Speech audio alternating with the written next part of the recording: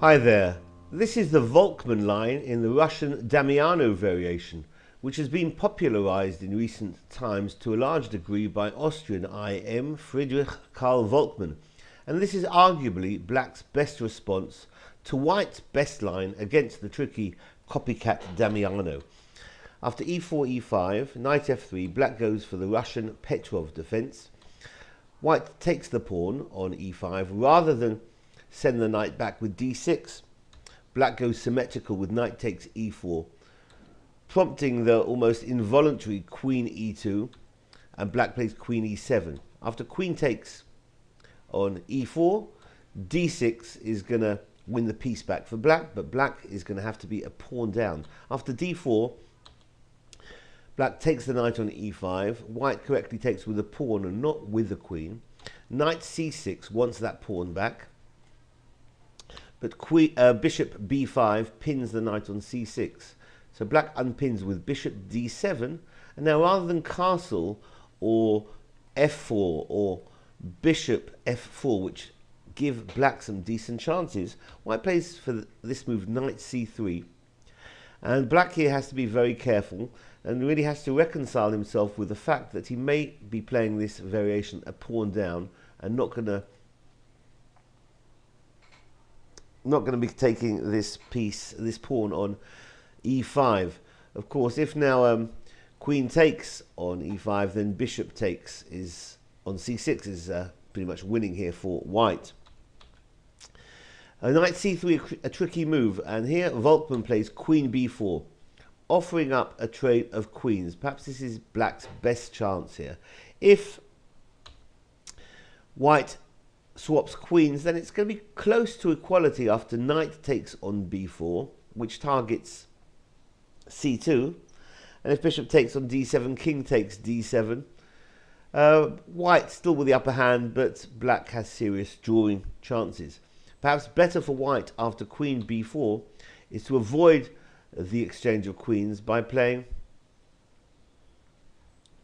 bishop to c4. Then we can expect long castles. a3 hits the black queen, which moves back to a5, and now the bishop can take the pawn on f7.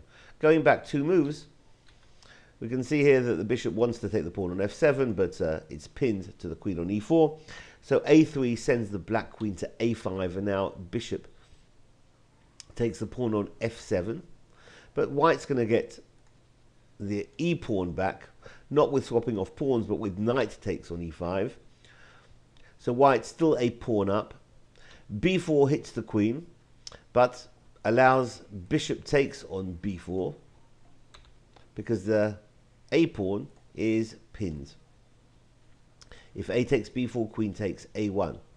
But queen takes on b4, queen recaptures the bishop on b4, and now black exchanges queens, and black gets the bishop back on f7. So white's still a pawn up in this variation, after now rook takes on a7.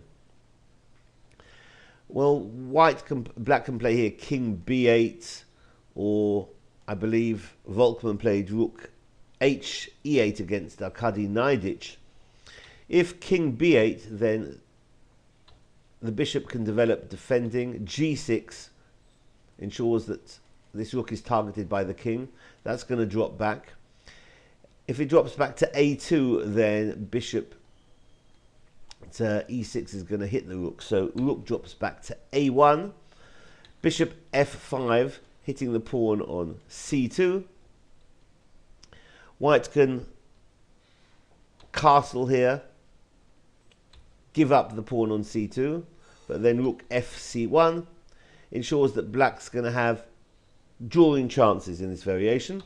Going back as well, rather than castles here, white could also consider a move like knight b5, because if bishop takes on c2, rook c1 will leave the pawn on c7 hanging. But black's going to have drawing chances here as well after knight maybe to d6.